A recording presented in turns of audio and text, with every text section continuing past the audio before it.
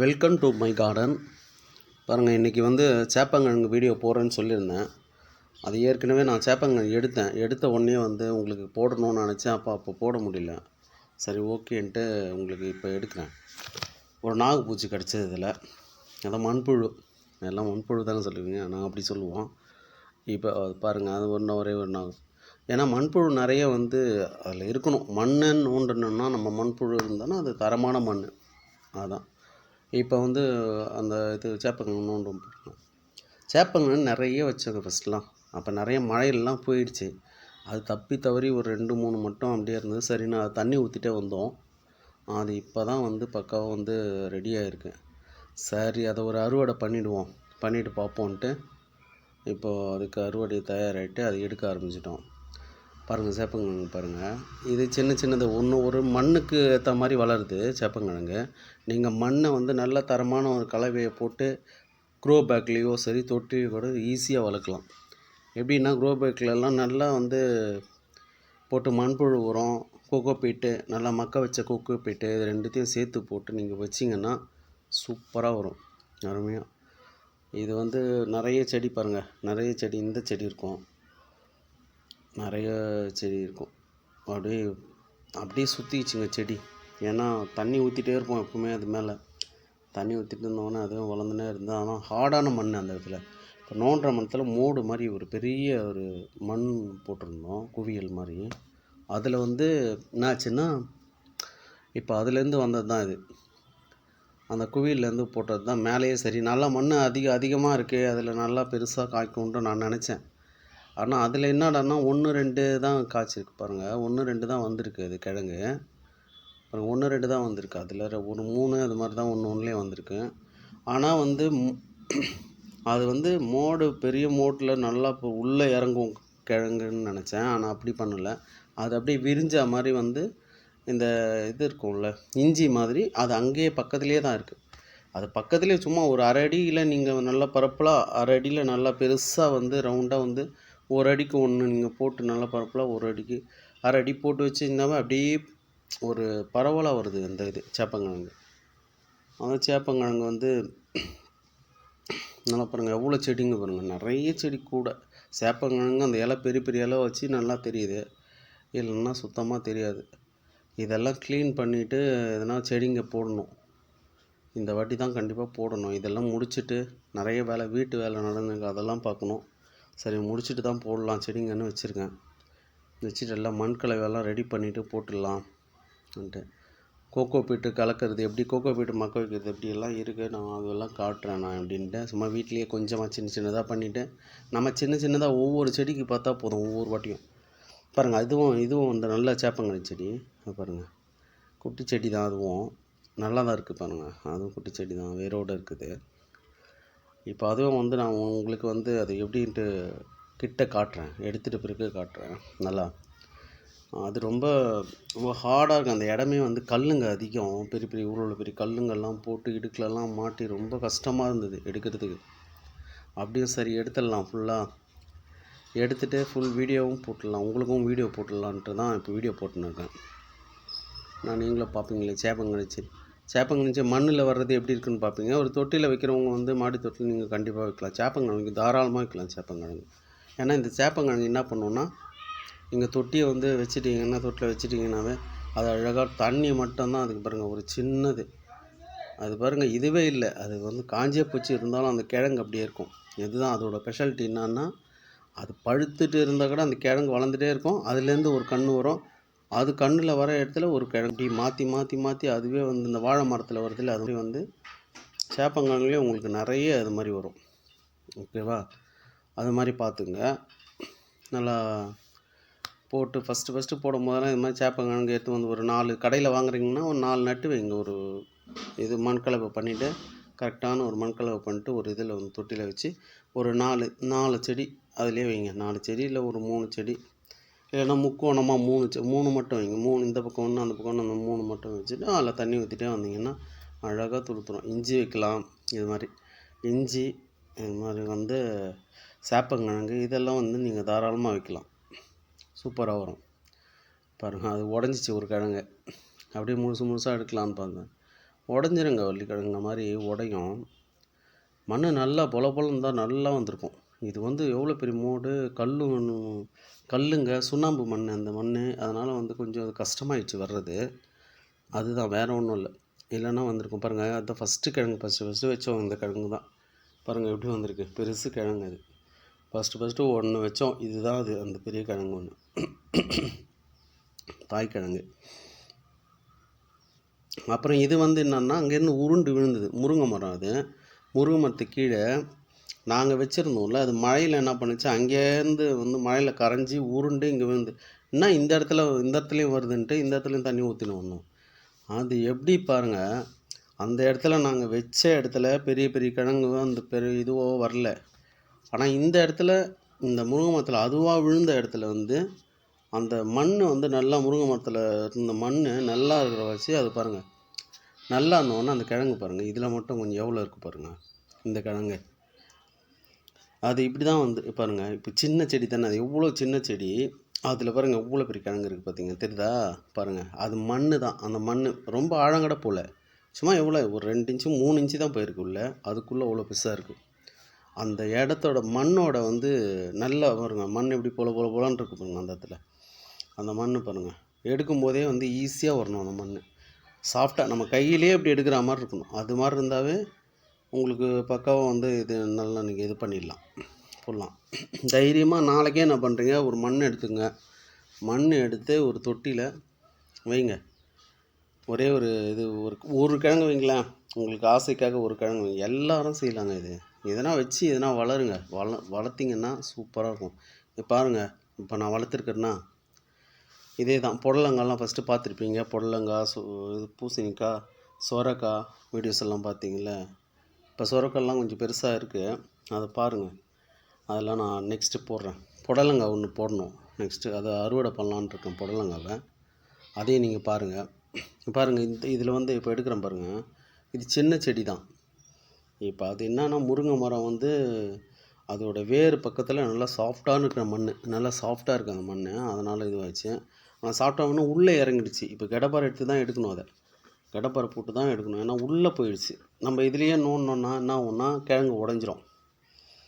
அதனால் கடப்பாரை போட்டு எடுத்தோம்னா நல்லா இதுவாக வரும், நல்லா ஃப்ரீயாக வரும். பாருங்கள் கடப்பாரை போடுறேன் பாருங்கள். கடப்பாரை போட்டு நின்றோன்னா அப்படியே மேலே வருது பாருங்கள்.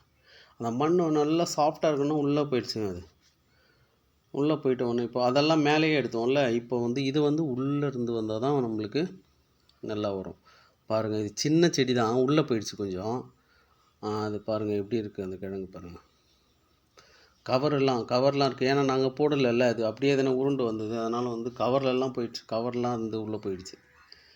இந்த பாருங்கள் அது சின்ன செடி எவ்வளோ சின்ன செடி பாருங்கள். அதுலேயும் வந்து அந்த மண் சாஃப்டாக இருக்க வச்சு அது வளருதுங்க. நல்லா சாஃப்டாக இருந்ததுன்னா தண்ணி ஊற்றினா பாருங்கள். சின்ன செடி ஒரே ஒரு இலை, அந்த ஒரு இலையில எவ்வளோ இருக்குது பாருங்கள். இது ஒவ்வொன்றும் ஒரு செடி வந்து கிழங்கு வரும். ஒவ்வொரு இலையும் கிழங்கு வந்து அதுலேருந்து ஒரு குட்டி வந்து அப்படியே வந்து உங்களுக்கு அப்படியே வந்துட்டே இருக்கும். அதில் இது வந்துட்டே இருக்கும். தாய்க்கிழங்குன்னு முழுசாக இருக்கும், அப்படி குண்டாக இருக்கும் தாய்க்கிழங்கு நடுவில். அதை விட்டுட்டு மீதியெல்லாம் நம்ம எடுத்துகிட்டு அந்த தாய்க்கிழங்கு திருப்பியும் வைக்கலாம். அது சர்க்குலேஷன் மாதிரி வந்துகிட்டே இருக்கும். ஒவ்வொரு வாட்டியும் உங்களுக்கு என்ன பண்ணால் சர்க்குலேஷன் வந்துகிட்டே இருக்கும். ஒவ்வொரு இடத்துல மாற்றி நீங்கள் வடிச்சிட்டே இருக்கலாம். பாருங்கள் அந்த முருங்கை மரத்தோட இது தான் அந்த வேர் பக்கத்தில் எப்படி நல்லா வேர்லாம் பாருங்கள், நல்லா பெருசாக தெரியுது பாருங்கள். அந்த வேர்லாம் எப்படி தெரியுது பாருங்கள். அதோட வேர் வந்து நல்லா நம்மளுக்கு வந்து கிளியராக அந்த வேரை பார்க்கும்போது தெரியும் எப்படி இருக்கும், நல்லா இருக்குமா கிழங்கு எப்படி இருக்கும்ன்ட்டு நம்மளுக்கு பார்த்துடலாம். இது பாருங்கள் எவ்வளோ வந்திருக்கு பார்த்தீங்களா.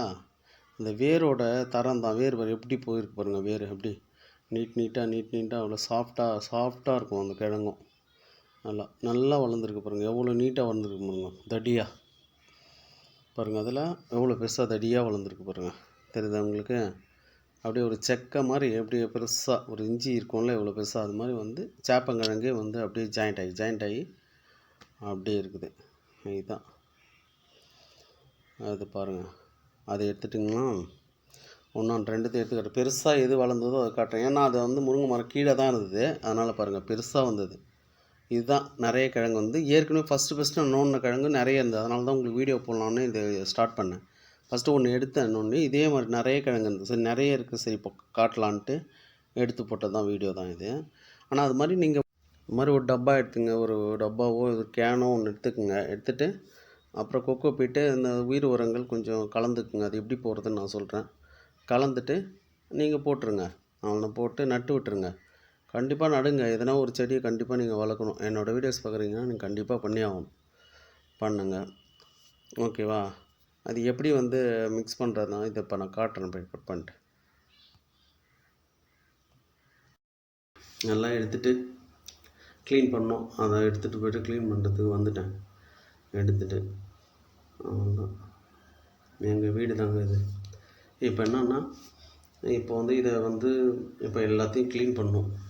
க்ளீன் பண்ணிவிட்டு பக்காவாக பாருங்கள் எப்படி க்ளீன் பண்ணுறேன்னு பாருங்கள்.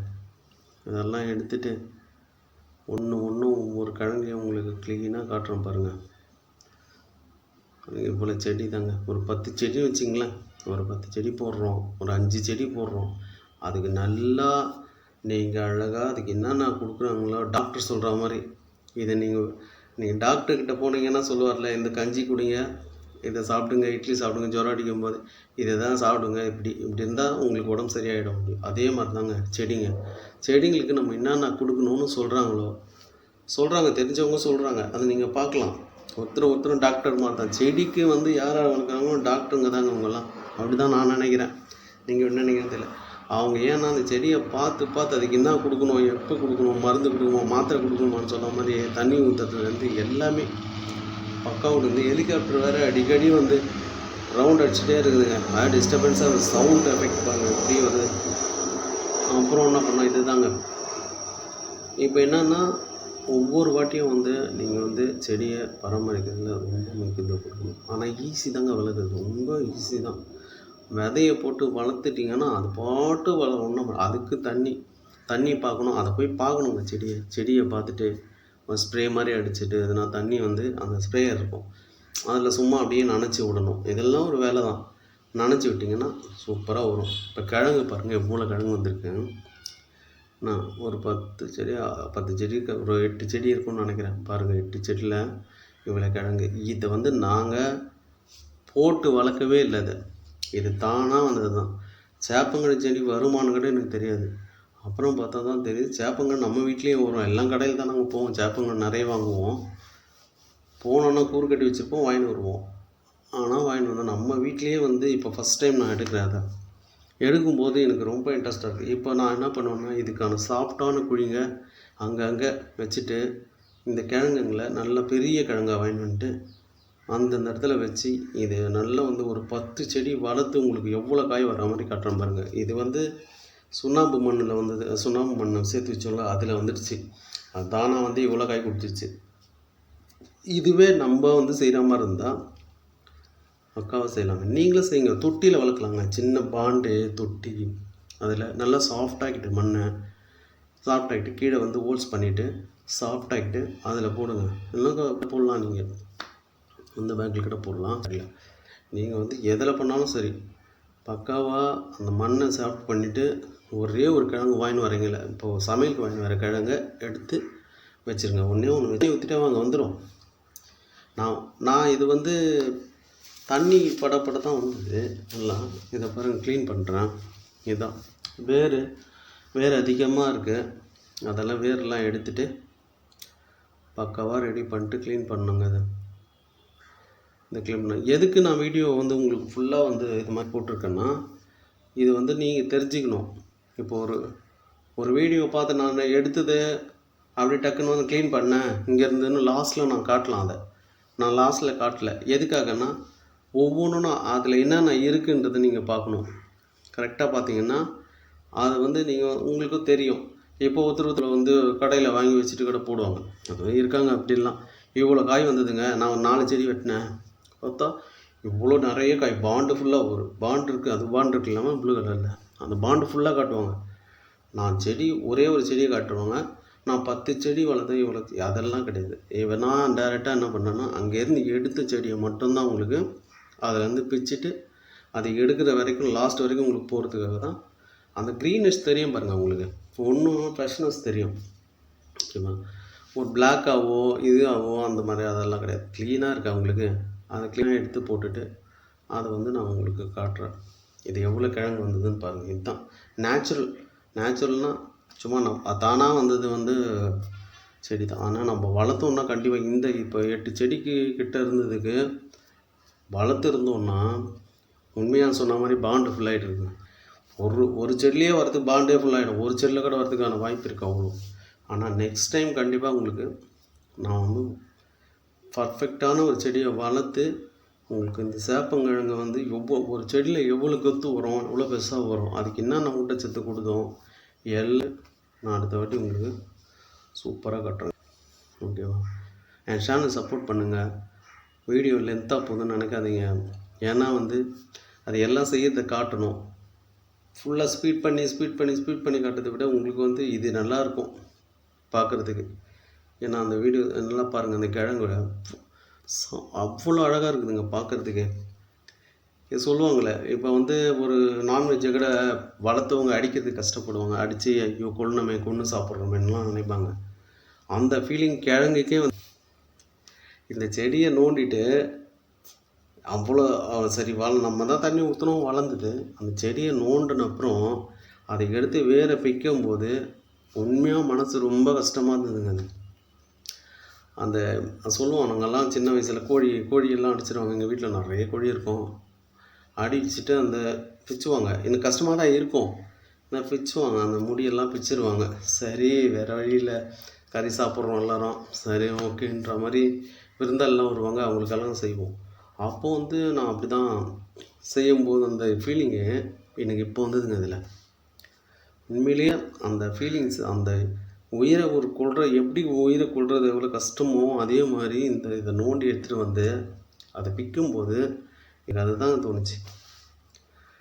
காய்கறின்றோம், உயிர் இருக்குங்க எல்லாத்துக்கும். மனசாட்சியோட நம்மளுக்கு உள்ள எல்லாருக்கும் அந்த உயிர் அது வந்து எப்போ விஷயம் தெரியுதோ அது கண்டிப்பாக எல்லாமே அதாங்க. நம்மளுக்கு பாவம்னு தெரிஞ்சாவே அது பாவம் தான் செய்கிற மாதிரி ஒரு ஃபீலிங் ஆகிடுது. ஆனால் பரவாயில்ல, இது வந்து செடி தானேன்ற மாதிரி இருக்குது. இருந்தாலும் ஒரு உயிரை அதை வந்து எப்படி பண்ணணும், செடியை திருப்பி எடுத்து நட்டுடணும்னு நினைக்கிறேன். இல்லை ஃபஸ்ட் டைம் வச்சு எனக்கு தெரியல, நட்டுட்டேன் ஃபுல்லாத்தையும். ஆனால் அது திருப்பி வந்து நம்ம நட்டு வைக்கணும். அப்படி மெக்கீழே இருக்க கிழங்கு மட்டும் எடுத்துகிட்டு அந்த சென்டர் செடியை வந்து என்ன பண்ணணும், அப்படி இது நான் வந்து நல்லா, ஏன்னா இப்போ வெள்ளம் இல்லை நம்மக்கிட்ட. இப்போ அதெல்லாம் கலவெல்லாம் கலந்து இப்போ வைக்க முடியாது, அதுக்குள்ளே செடி வாடிடும். அதனால் வந்து மண்கலவை பக்காவாக ரெடி பண்ணிவிட்டு அதுக்கு குழி எடுத்து அதுக்கு நல்லா சாஃப்டாக போட்டு அதுக்கான கிழங்கு அதை நட்டு அதுக்கப்புறம் போடுறது. அதுக்கப்புறம் நாங்கள் போடல, அது வந்து ஒன்று ஒன்றா பார்த்துட்டு போகிறப்போ அதுக்கப்புறம் கிழங்கு மட்டும் சுற்றி எடுத்துகிட்டு நம்ம சென்டர் கிழங்கு வந்து அப்போ திருப்பியும் நட்டுடலாம் எடுத்துகிட்டு. இதுதாங்க.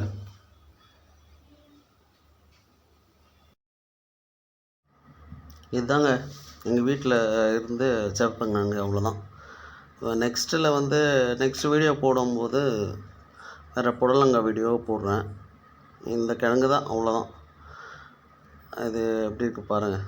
அவ்வளோதான் முடிஞ்சது. நெக்ஸ்ட் வீடியோவில் பார்ப்போம். பாய்.